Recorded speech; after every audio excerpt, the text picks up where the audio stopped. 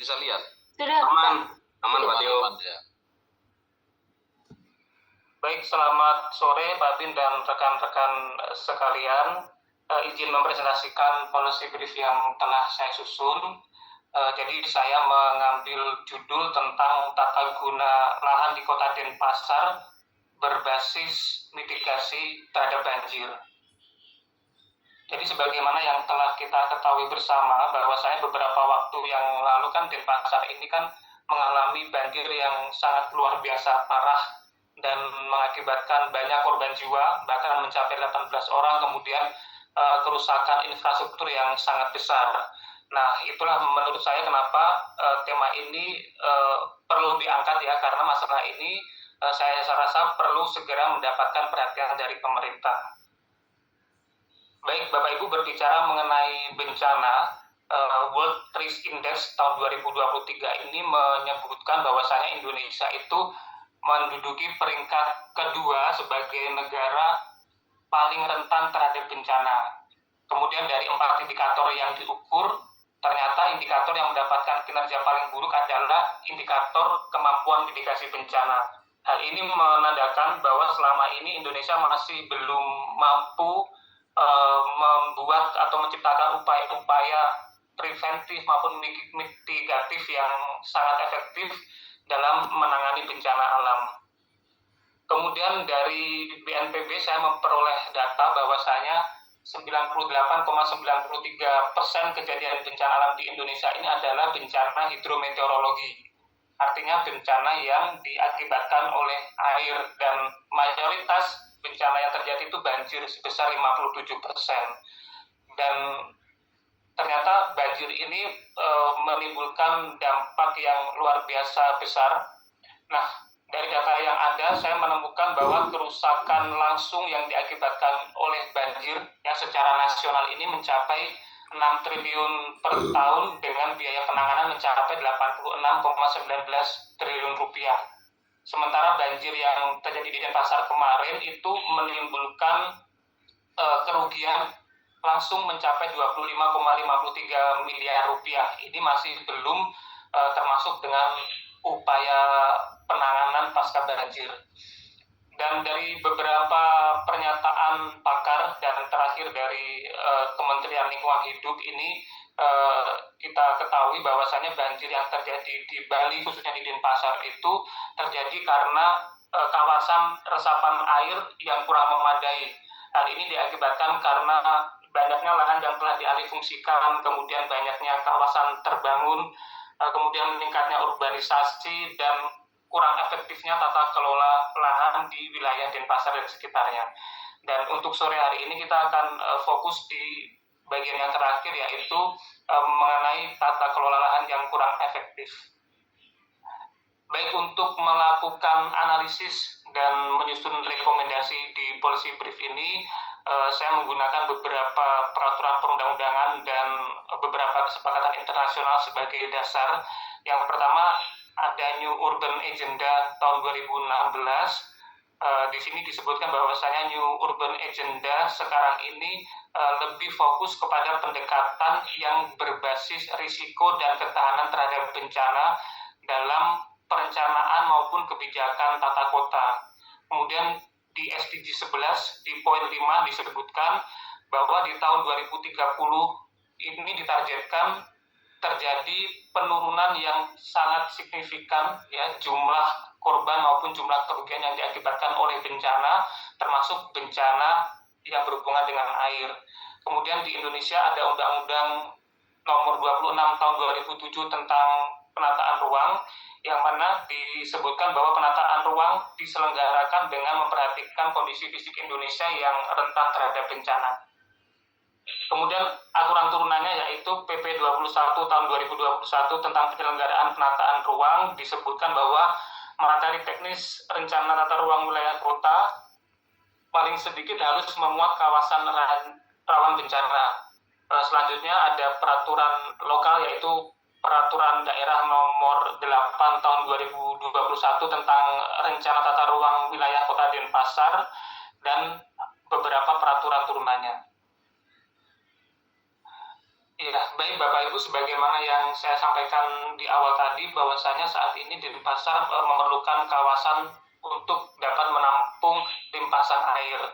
Dan oleh karena itu sebenarnya pemerintah kota Denpasar sudah menyusun beberapa kebijakan, yang mana kebijakan itu sudah tertuang dalam dokumen RT/RW yang meliputi pertama sudah ditetapkan kawasan rawan bencana. Kemudian yang kedua, penetapan penggunaan lahan untuk mitigasi bencana banjir ini meliputi daerah aliran sungai, kemudian saluran drainase, dan beberapa daerah resapan yang harus dibangun. Yang ketiga adalah penetapan kawasan ruang terbuka hijau dan kawasan resapan air, di mana dalam dokumen RT/RW Kota Denpasar disebutkan bahwa kawasan RTH ini diatur sebesar 30% dari luas kota, yang meliputi 20% RTH publik dan 10% RTH privat. Namun disayangkan dalam dokumen RT/RW itu untuk RTH publik ini justru didominasi oleh kawasan pertanian, ya, yang jumlahnya mencapai 11%. Di mana kawasan pertanian ini merupakan kawasan milik pribadi, ya, yang bukan di bawah penguasaan pemerintah daerah. Kemudian di dalam RTA itu juga disebutkan bahwa zona taman kota ini hanya mencakup sebesar 1,1% wilayah kota, dan ditetapkan juga beberapa kawasan resapan air, namun sebagaimana terlihat di peta wilayah Bapak Ibu, kawasan resapan air yang ditetapkan itu hanya berada di kawasan utara, selatan, dan sebagian kecil di kawasan timur, ya. Sedangkan banjir kemarin yang terjadi di Denpasar ini sebagian besar parahnya justru di kawasan tengah Denpasar. Kemudian ada juga kebijakan tentang penetapan koefisien dasar hijau pada area terbangun, yang mana di kawasan perumahan ini sebesar 15 sampai dengan 35%, dan di kawasan lainnya ini rata-rata sebesar 25%. Nah, Bapak Ibu, ini adalah peta rawan banjir di Kota Denpasar, ya, sebagaimana yang saya sampaikan tadi, bahwasanya kawasan yang menjadi langganan banjir itu justru sebagian besar berada di kawasan tengah, dan beberapa di antaranya di kawasan timur dan kawasan barat Kota Denpasar. Namun jika kita melihat kawasan resapan air yang ditetapkan di RT/RW justru tidak berada pada kawasan-kawasan yang rawan terjadi banjir sebagaimana yang ada di map tertayang. Nah, kemudian untuk melakukan analisis dan menyusun rekomendasi, saya memiliki referensi dari beberapa penelitian.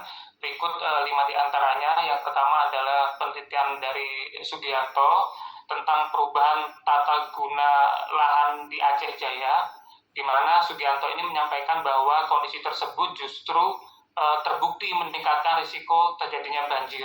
Kemudian di penelitian ini juga menegaskan pentingnya pengelolaan tata guna lahan yang seimbang, artinya tetap mempertahankan vegetasi dan fungsi hutan untuk mitigasi banjir.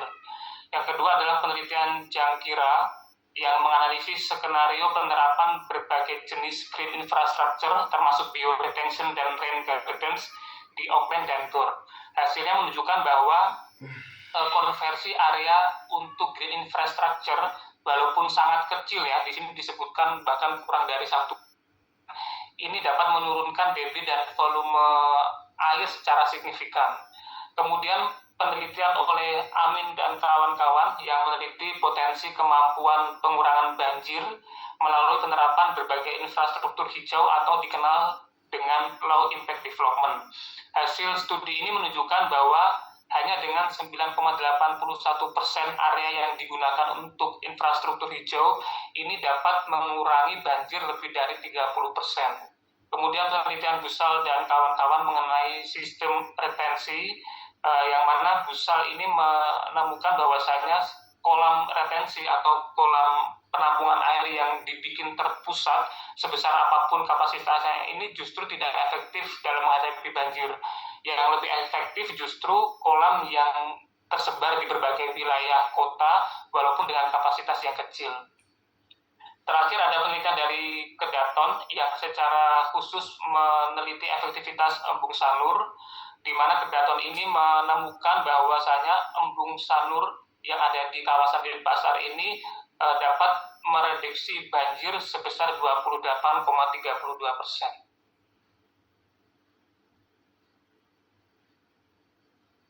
Kemudian dari analisis tadi saya menyimpulkan bahwasanya di Kota Denpasar ini perlu dilakukan rekonfigurasi minimal 5% lahan yang ada untuk infrastruktur penahan air. Dan untuk mewujudkan hal tersebut, maka ada 3 opsi kebijakan yang perlu dilakukan. Yang pertama adalah ekstensifikasi dan optimalisasi RTH Taman Kota sebagai kawasan resapan air.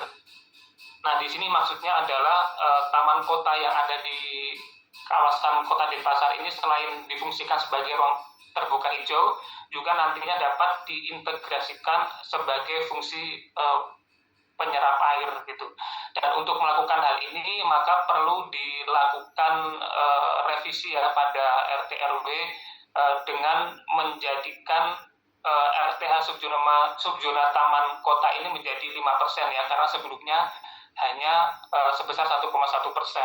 Kemudian desain taman kota yang ada di Denpasar ini harus dirancang terintegrasi dengan fungsi detention basin dengan elemen vegetasi sebagai penunjang daya serap air. Nah, kurang lebih visual tamannya kalau sudah jadi seperti yang tertayang di gambar. Kemudian alternatif yang kedua adalah menetapkan kawasan pertanian sebagai zona lindung hidrologis. Nah, di sini dimaksudkan adalah kawasan pertanian yang ada saat ini selain berfungsi untuk menghasilkan tanaman pangan juga difungsikan sebagai kawasan resapan jika terjadi banjir. Nah, dengan melakukan ini maka perlu dilakukan revisi di RT RW dengan menetapkan minimal 4% lahan pertanian sebagai zona lindung hidrologis. Kemudian juga perlu adanya pelarangan alih fungsi lahan pertanian menjadi kawasan terbangun. Alternatif yang ketiga adalah meningkatkan koefisien dasar hijau minimum ya, sebagaimana yang saya jelaskan di awal tadi bahwasanya di dokumen RT RW sekarang ini sudah ada KDH minimum, dan untuk mewujudkan kawasan resapan air maka perlu ditingkatkan. Perlu adanya perubahan dalam dokumen RT RW dan juga perlu adanya mekanisme kontrol melalui perizinan bangunan baik melalui IMP maupun PBG. Kemudian dari ketiga alternatif kebijakan tadi saya kembali lakukan penilaian untuk menilai kira-kira kebijakan mana yang layak dan kompatibel untuk diterapkan di Denpasar. Nah, saya menggunakan tipologi Bardah yang memiliki 4 indikator. Yang pertama adalah indikator teknis, kemudian indikator finansial, yang ketiga adalah indikator politis, dan indikator administratif. Dan untuk penilaian ini akan dilakukan di masing-masing alternatif kebijakan. Kemudian saya akan memberikan tanda ya untuk tanda hijau ya, sebagaimana ada di kolom di layar Bapak Ibu. Tanda hijau ini menunjukkan bahwasanya kebijakan tersebut highly recommend, artinya sangat direkomendasikan. Kemudian tanda warna kuning itu menunjukkan bahwasanya kebijakan itu perlu dipertimbangkan lagi, dan warna merah menunjukkan bahwasanya rekomendasi kebijakan itu kurang bisa atau kurang layak untuk diimplementasikan. Dan dari penilaian yang telah saya lakukan, ternyata saya menemukan ada satu kebijakan yang menurut saya mendapatkan nilai paling buruk dan pastinya kurang layak untuk diterapkan di Denpasar, yaitu alternatif kebijakan yang kedua dengan menetapkan kawasan pertanian sebagai zona lindung dan hidrologis. Alasannya adalah karena kebijakan ini nantinya akan menimbulkan banyak sekali konflik ya. Walaupun kebijakan ini dinilai merupakan solusi yang efisien, namun di sisi lain kebijakan ini berpotensi menghambat program ketahanan pangan yang merupakan program prioritas nasional. Kemudian untuk mengubah atau memfungsikan lahan pertanian sebagai kawasan resapan air, maka perlu dilakukan negosiasi dengan Subag ya, yang merupakan pengelola kawasan pertanian. Ini juga akan memerlukan banyak sekali pertimbangan. Kemudian selain itu kawasan pertanian yang dikelola secara subak ini sudah diakui UNESCO sebagai warisan dunia, sehingga ketika kebijakan ini diterapkan maka akan menimbulkan banyak penolakan termasuk dari UNESCO, masyarakat adat dan juga pimpinan adat setempat. Ya baik Bapak Ibu, jadi berdasarkan penilaian dan pertimbangan yang telah saya lakukan, ada 2 saran kebijakan yang menurut saya dapat secara efektif mengurangi banjir yang ada di Denpasar sehingga bisa direkomendasikan kepada pembuat kebijakan. Yang pertama adalah ekstensifikasi dan optimalisasi RTH Subzona Taman Kota untuk kawasan resapan air. Nah, kebijakan ini akan bisa diwujudkan dengan beberapa rencana aksi yang telah saya rumuskan. Yang pertama, dilakukan kajian lapangan untuk memperhitungkan dan memetakan kebutuhan kawasan resapan air, kemudian melakukan konsultasi publik, baru dilakukan revisi peraturan daerah tentang RT/RW berikut peraturan turunannya dengan mengakomodir setidaknya 2 poin sebagai berikut. Yang pertama adalah kawasan resapan air ditetapkan minimal 5% dari luas daratan dan harus tersebar secara merata khususnya pada daerah rawan banjir. Dan yang kedua adalah kawasan resapan air harus dibangun pada ruang terbuka hijau atau lahan yang berada di bawah penguasaan Pemda, bukan lahan pertanian atau lahan lain yang dimiliki oleh pribadi. Kemudian aksi selanjutnya adalah menyusun petunjuk pelaksanaan dan petunjuk teknis, baru kemudian dilaksanakan pelaksanaan pemantauan dan evaluasi kegiatan. Kemudian untuk saran kebijakan yang kedua adalah meningkatkan koefisien dasar hijau minimum pada area terbangun, dan rencana aksi yang perlu dilakukan yang pertama adalah kajian lapangan, kemudian melakukan konsultasi publik, kemudian melakukan revisi Perda RT/RW dan aturan turunannya dengan mengakomodir 2 poin. Yang pertama adalah menaikkan rasio KDH minimum. Kemudian yang kedua menetapkan sanksi atas ketidakpatuhan terhadap aturan. Setelah itu dilakukan penyusunan juklak dan juknis pelaksanaan kebijakan. Kemudian perlu juga dilaksanakan sosialisasi kebijakan, dan setelah itu dilaksanakan pelaksanaan, pemantauan, dan evaluasi kegiatan. Baik, demikian Pak Bin dan rekan-rekan sekalian presentasi dari saya. Berikutnya mohon arahan dan petunjuk lebih lanjut. Terima kasih. Ya, terima kasih Mas Prasetyo ya. Tata guna lahan berbasis mitigasi banjir ya, Bali ya. Menarik. Oke, sebelum saya bertanya, mungkin ada teman lain juga yang mungkin bisa menanyakan ya. Sinta Yudhistia, ada nggak ini Sinta? Ada Bapak. Ayo, kira-kira Mbak Sinta tanyakan pada Mas Prasetyo, daripada nggak ada yang tanya kali. Nah, sekarang dipaksa tanya ya. Pertanyaannya ini Mas, daerah-daerah di Indonesia ini kan cukup banyak yang mungkin pernah mengalami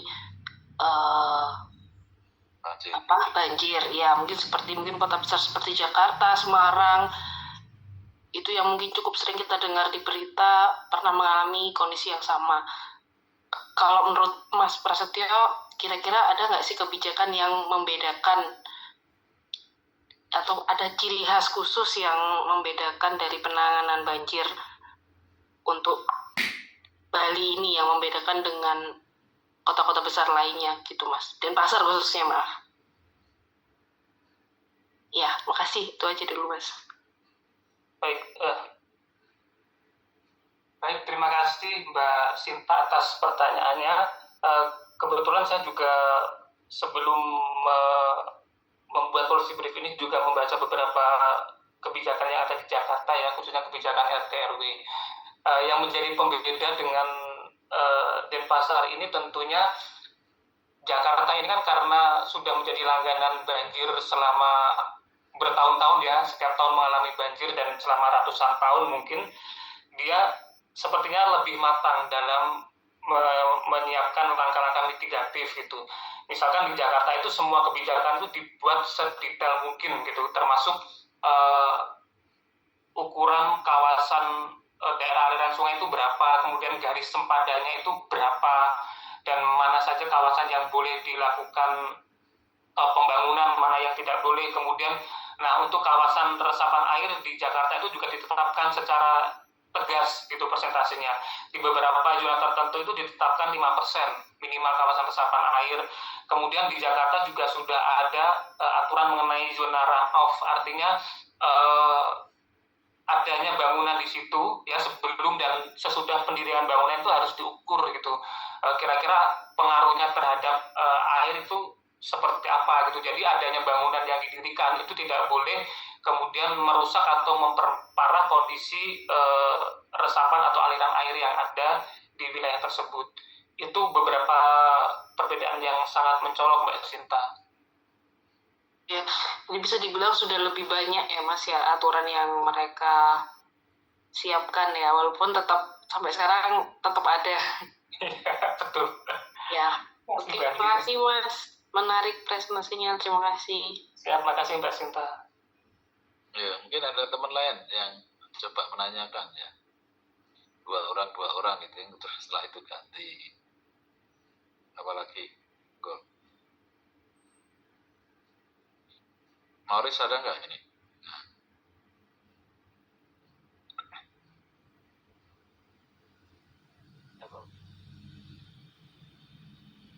Iya, malam Mas Platio. Malam Mas Noris. Siap. Saya mau tanya, tadi presentasinya sudah lengkap sekali, sudah banyak menjelaskan dan data-datanya juga sudah sangat mudah dipahami ya. Ada peta-petanya juga dan dijelaskan juga. Mantap, luar biasa. Saya mau ini tadi kan di presentasi disebutkan adanya potensi untuk resistensi dari masyarakat yang terdampak relokasi itu ya, untuk perluasan RTH dan penolakan dari para pelaku usaha itu terkait yang peningkatan tadi itu KDH tadi itu. Nah, kan kita belajar dari kota lain kayak yang populer itu kan seperti Jakarta ya, program normalisasi sungai itu menghadapi banyak tantangan relokasi warga itu. Menurut Mas Prastio itu pendekatan partisipatif dan konsultasi publik seperti apa yang harus disiapkan dari pemerintah setempat secara matang ya, untuk memastikan dukungan masyarakat itu dan meminimalisasi konflik yang ada di sana dalam mengimplementasikan kebijakan tersebut. Terima kasih. Ya, baik Mas Noris, terima kasih atas pertanyaan dan tanggapannya. Jadi memang langkah persuasif ini diperlukan ya dalam setiap pengambilan kebijakan, khususnya kebijakan-kebijakan yang berkaitan erat dengan masyarakat gitu. Nah, untuk di kawasan Bali sendiri, karena masyarakat Bali ini kan sebenarnya mereka ini kan masyarakat adat ya. Artinya hukum adat ini sangat dijunjung tinggi di sana. Bahkan dalam setiap kebijakan itu selalu ada klausul-klausul yang berbau adat. Misalkan untuk kebijakan RT RW ini ada klausul trihita apa gitu. Itu yang itu merupakan suatu pedoman dalam bermasyarakat yang ditetapkan oleh adat mereka. Artinya menunjukkan bahwa masyarakat Bali ini masyarakat yang taat adat. Nah, untuk langkah persuasif yang paling manjur kalau menurut saya adalah dengan melibatkan para pemuka adat. Karena biasanya di Bali itu para pemuka adat itu lebih didengar daripada pemerintah itu sendiri. Itu sih Mas Noris menurut saya. Ya, terima kasih. Ya, makasih Mas Prasetyo, luar biasa sekali jawabannya. Oke, mungkin gantian saya nanya satu. Kaitannya dengan RTH, Mas. Ini RTH-nya tadi kan usulannya adalah 5% ya? Iya Pak Bin, Ya kan? Minimal ya, minimal 5%. minimal 5% ya. Sebenarnya di dalam RTH itu berapa sih sebenarnya? Di dalam kebijakan ada nggak? Kebijakan yang menyatakan RTH harus 30% atau 20% ada nggak? Kalau RTH itu ada Pak Bin, itu sudah diatur dalam Undang-Undang PP, dan kalau di Bali ini di Perdanya juga ditetapkan sebesar 30% yang terdiri dari 20% RTH publik dan 10% RTH privat. Nah, yang tadi diusulkan 5% itu 5% itu untuk kawasan jadi gini Pak Bin, kalau di Bali ini kan RTH Taman Kota itu kan hanya sebesar 1% Pak Bin. Kemudian tadi di analisis saya solusi yang paling baik ini adalah dengan menjadikan taman kota juga sebagai fungsi resapan air. Nah, sedangkan tadi kan kawasan kota kan taman kota hanya 1%, sehingga karena kebutuhan kawasan resapan air itu sebesar 5%, maka kawasan taman kota ini perlu diperbesar, diekstensifikasi menjadi 5%. Gitu Pak. Oke.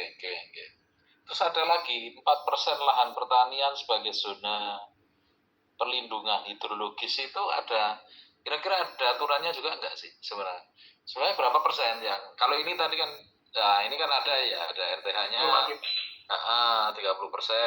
terbagi sekian. Tapi untuk yang ini minimal 4% lahan pertanian sebagai zona perlindungan, apakah itu sebenarnya bagian dari tadi RTH? Iya, benar Pak Bim. Jadi kawasan pertanian ini kan kalau di Bali kan juga ditetapkan sebagai RTH kan Pak Bim. Oke. Yang jumlahnya ini mencapai 11%. Nah tadi di paparan saya, di analisis saya ini menyebutkan bahwasanya kebutuhan untuk kawasan resapan air ini kan minimal 5%. Nah 1% tadi kan sudah bisa di cover dengan taman kota, sehingga sisa 4% yang ini akan dimaksimalkan dengan menggunakan kawasan pertanian sebagai kawasan resapan air. Oke, terima kasih Mas Prasetyo ya. Ini artinya nanti kalau dirubah ke dalam bentuk plus simplit kan sudah ada anunya ya, rekomendasinya, ada analisisnya, dan gitu ya. Oke, terima kasih. Kita ganti lagi. Teman yang selain urban land siapa? Ayo, ini sudah urban land diwakili Mas Prasetyo dulu. Sekarang siapa? Urban environment siapa ini?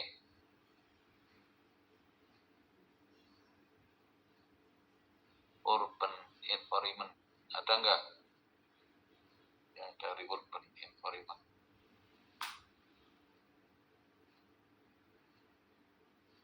Oh.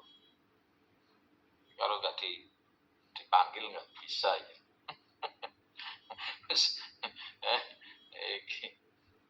Apa urban environment apa ya? Ya ini ya.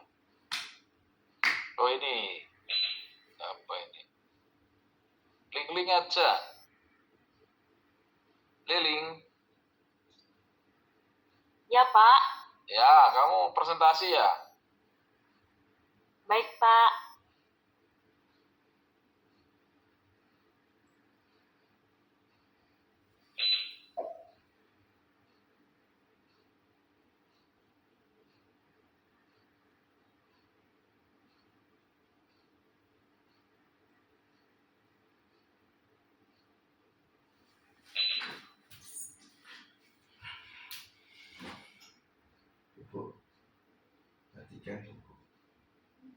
Dimatikan buku.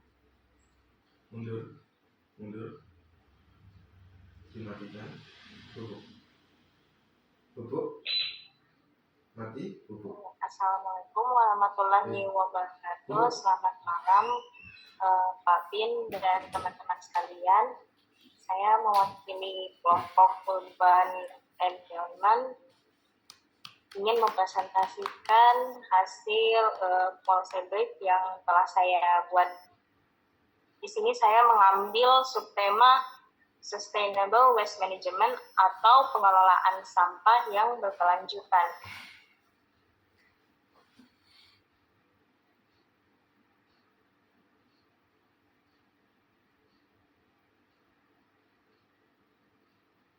Untuk jurnal dan policy briefnya, saya mengambil 4 jurnal internasional dan 1 policy brief internasional yang terkait dengan subtema yang saya ambil.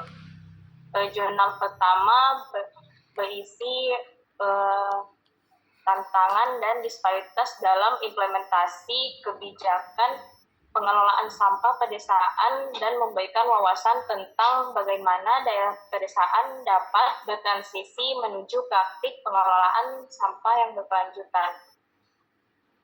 Kemudian jurnal selanjutnya membahas pendekatan inovatif dalam menangani masalah limbah makanan global, yaitu melalui upcycling.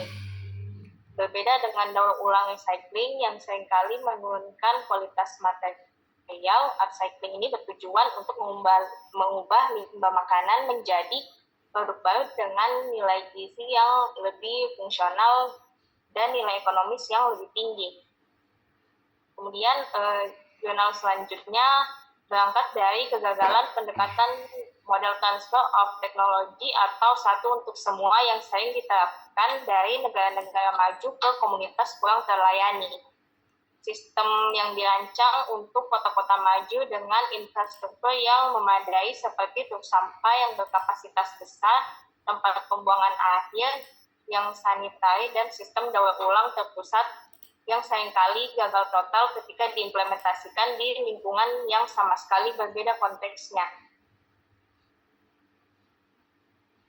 Kemudian penelitian selanjutnya ini lebih ke bagaimana para pekerja di rumah potong hewan di kota Kampala berinteraksi dengan limbah yang dihasilkan dengan menganalisis 3 dimensi utama, yaitu ada pengetahuan, sikap, dan praktik yang sering disingkat sebagai KAP.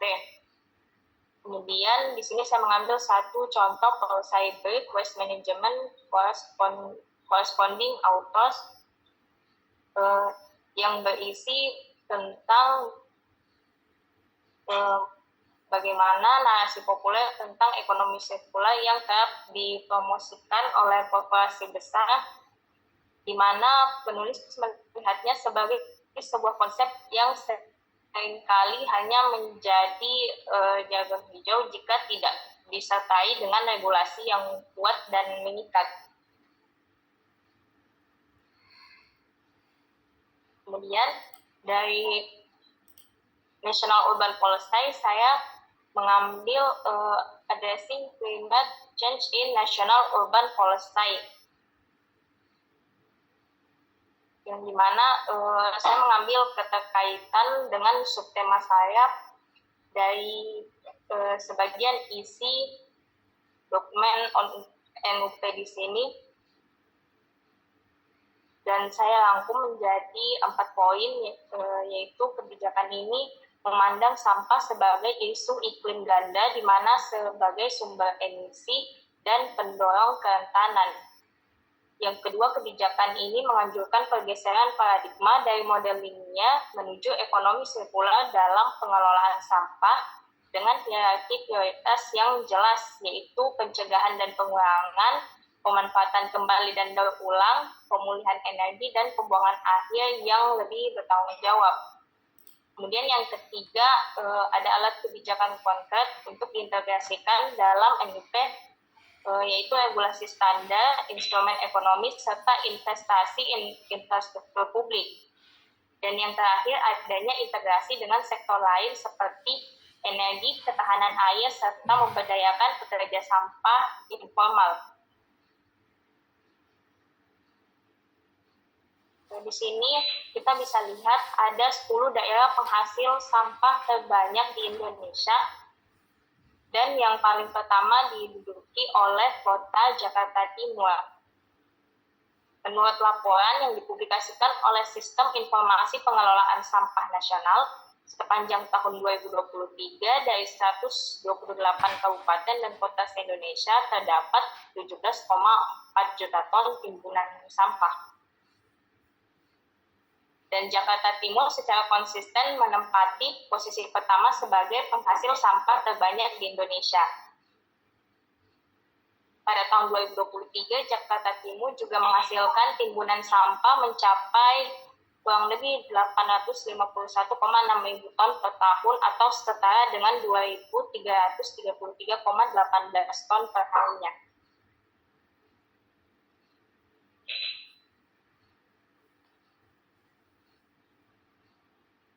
Di sini juga ada mengapa Jakarta Timur menjadi penghasil sampah terbanyak. Kalau dari segi faktor demografis dan kepadatan penduduk, Jakarta Timur merupakan wilayah dengan jumlah penduduk terbanyak di DKI Jakarta. Kemudian ada aktivitas ekonomi dan industri yang intensif karena karakteristik Jakarta Timur sebagai kawasan dengan banyak industri menjadi faktor utama tingginya produksi sampah. Kemudian pola konsumsi dan gaya hidup urban yang dimana menunjukkan bahwa faktor ekonomi dan sosial seperti PDB per kapita, tingkat literasi, jumlah UMKM, dan restoran berpengaruh signifikan terhadap peningkatan volume sampah. Kemudian ada komposisi sampah yang dominan. Berdasarkan data DKI Jakarta tahun 2021, komposisi sampah didominasi oleh sisa makanan atau food waste sebesar 53%, diikuti plastik 9%, rumput dan kayu 6%, PET 6%, karet dan kulit 2%, serta logam 2%. Pemerintah juga sudah melakukan penanggulangan seperti strategi pengelolaan hulu ke tengah dan ke hilir. Untuk pengelolaan di hulu ada pembentukan badan pengelolaan sampah di tingkat RW sebanyak 2.742 unit. Kemudian ada pemberdayaan 3.083 bank sampah dan reaktivasi 852 bank sampah tidak aktif. Kemudian ada program biokonversi Magot dengan 335 pegiat dan larangan penggunaan sampah plastik sekali pakai. Kemudian pada pengelolaan di tengah ada pembangunan dan penambahan TPS 3R, tempat pengolahan sampah, reduce, reuse, dan recycle, menjadi 17 fasilitas termasuk TPS 3R di Rawajati di Jakarta Timur. Kemudian ada penanganan sampah badan air dan pesisir Jakarta dan pengelolaan bulk waste. Kemudian pengelolaan di hilir ada pembangunan RDF Plan TPST Bantar Gebang dengan kapasitas 2.000 ton per hari. Pembangunan RDF Plan Melokan dengan kapasitas 2.500 ton per hari dan pembangkit listrik tenaga sampah merah putih serta landfill mining dan pemeliharaan TPST Bantar Gebang. Kemudian pemerintah juga meluncurkan program Samata atau sampah tanggung jawab bersama untuk meningkatkan partisipasi masyarakat dalam pengelolaan sampah dengan target pengurangan 20% sampah rumah tangga. Kemudian ada inovasi teknologi dan kerjasama, di mana pemerintah DKI Jakarta telah menjalin kerjasama dengan industri semen melalui Badan Layanan Umum Daerah dengan PT Indosemen Tunggal Prakarsa Tbk dan PT Solusi Bangun Indonesia Tbk untuk pemanfaatan EPS sebagai bahan baku alternatif pengganti batu bara.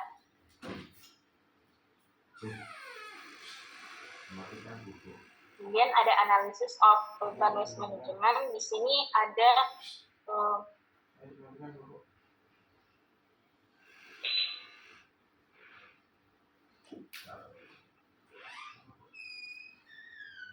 baik, kita ke national policy. Jadi pemerintah juga sudah mengeluarkan Undang-Undang Nomor 18 Tahun 2008 tentang pengelolaan sampah menjadi landasan utama yang mengatur pengelolaan sampah secara sistematis dan menyeluruh. Kemudian ada Peraturan Daerah Nomor 3 Tahun 2013 tentang pengelolaan sampah sebagaimana yang diubah dengan Perda Nomor 4 Tahun 2019 yang juga mengatur pengelolaan sampah di DKI Jakarta secara komprehensif.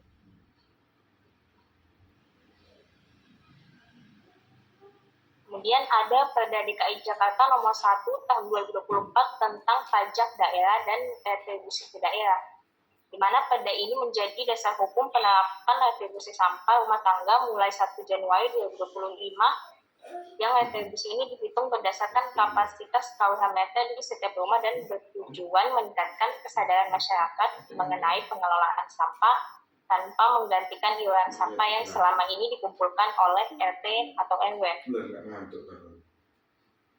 Kemudian pemerintah juga membuat peta jalan atau roadmap pengelolaan sampah DKI Jakarta 2025-2026 yang diluncurkan oleh Dinas Lingkungan Hidup DKI Jakarta yang berisi strategi berkelanjutan pengelolaan sampah mulai dari hulu, tengah, hingga hilir, di mana program ini mengedepankan pendekatan ekonomi sirkular, optimasi TPS 3R, pengembangan RDF Plan, dan kemitraan sektor swasta untuk sistem pengelolaan yang lebih efektif dan ramah lingkungan.